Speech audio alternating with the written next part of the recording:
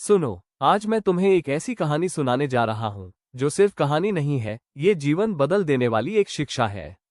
बहुत साल पहले महाभारत के समय कुरुक्षेत्र के युद्ध से ठीक पहले एक गहरी शांति छा गई थी।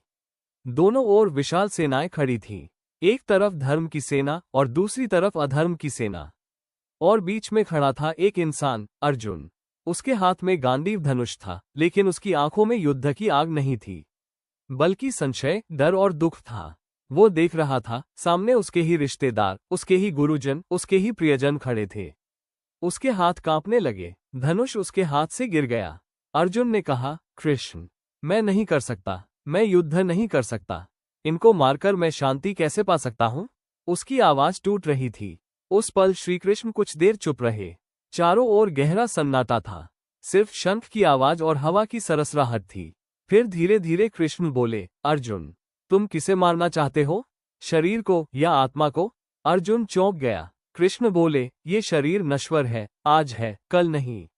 लेकिन आत्मा कभी जन्म नहीं लेती, कभी मरती नहीं। अर्जुन कुछ समझ नहीं पा रहा था।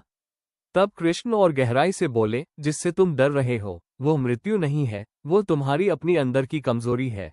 ये बात अर्जुन के दिल में जैसे चोट कर गई। उसने कहा, लेकिन कृष्ण, मैं युद्ध कैसे करूं?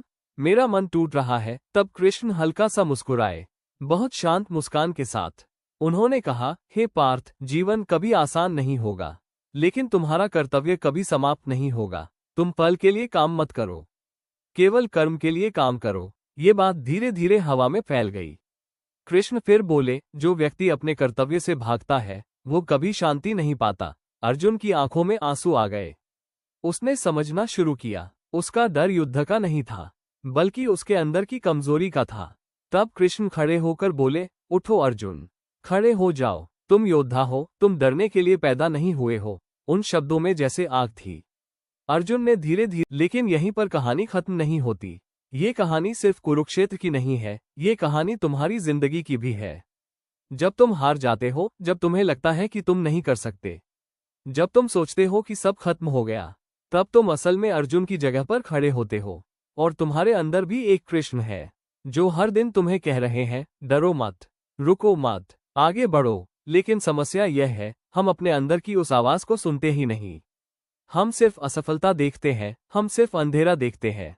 लेकिन कृष्ण ने सिखाया है, अंधेरा कभी स्थायी नहीं होता, दिन जरूर आएगा। हेडफोन जीवन तुम्हें बार बार परीक्षा देगा।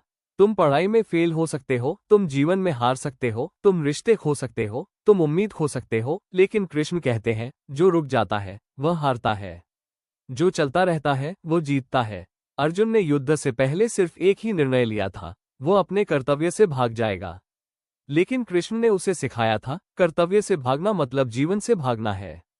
हेडफोन आज इस पल में तुम खुद से सवाल करो, क्या मैं अपने डर को जीतने दे रहा हूं, या मैं अपनी शक्ति को जगा रहा हूं?